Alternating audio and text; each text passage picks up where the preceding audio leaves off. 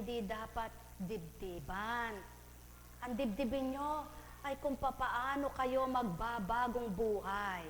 Sapagkat habang minimithi niyong magbagong buhay, marami kayong sagabal. Ngunit sa dami-daming sagabal, nandyan ang amang mahal. At kung kayo ay talagang tumanggap na sa Kanya, siya naman ang naghahawi ng mga sagabal. Buhay ba ang Ama? Buhay ba ang Ama? Kaya kapag tinanggap nyo na siya at nanahan siya, ay nako, sino pa ang mananaig sa iyo? Na iba, wala na. Siya na. Kaya, nakakaya mo nang tumawa? Tumawa pa rin. Tumawa pa rin. Magtawa pa rin. Sa kabila ng yung anak ko wala akong pera, wala akong pera, nakakatawa ka. Kaya, sa simple, masaya. Sa marami, masaya. Sa marami pa, lalong masaya.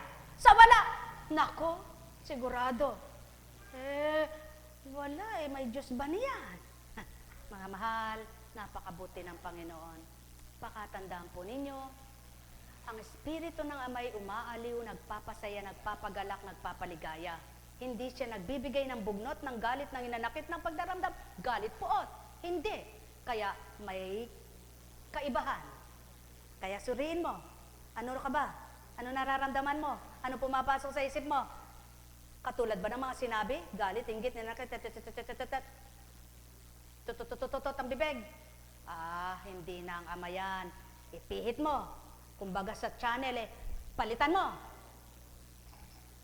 Kapag full charge ka, kahit naman cellphone, pag full charge, napakalakas. Diba? At yung bar niya ay mataas ang mga bar. Ang lakas ng sagap. Pag isang bar, nako, hindi ka makapag-send, hindi ka makatawag. Pagka napakataas ng bar, aba, sigurado, napakalakas ng signal, ano?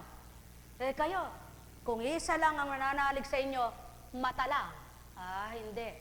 Kung tenga lang, hindi. Kung bibig lang, hindi. Kung puso, hindi. Kailangan buong pagkatao. Pananalig nyo sa Amay, gawin. Sumayin nyo ang kapayapaan, pagharian. Kayo, may sakit pa ba kayo? Talagang kung may sakit pa kayo niyan, hindi kayo anak ng Diyos. Buhay ba ang Diyos? O, diba?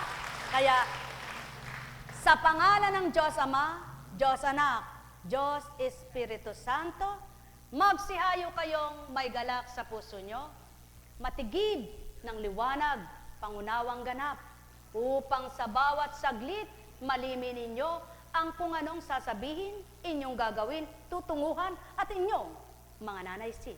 Sa gayon, di kayo malilisya sa tuntunin at kalooban ng Ama, at sa patuloy niyong siya'y nakakamtan at dinadama, patuloy namang siya ang nagbibigay sa inyo ng ligaya. Pagpalain kayo.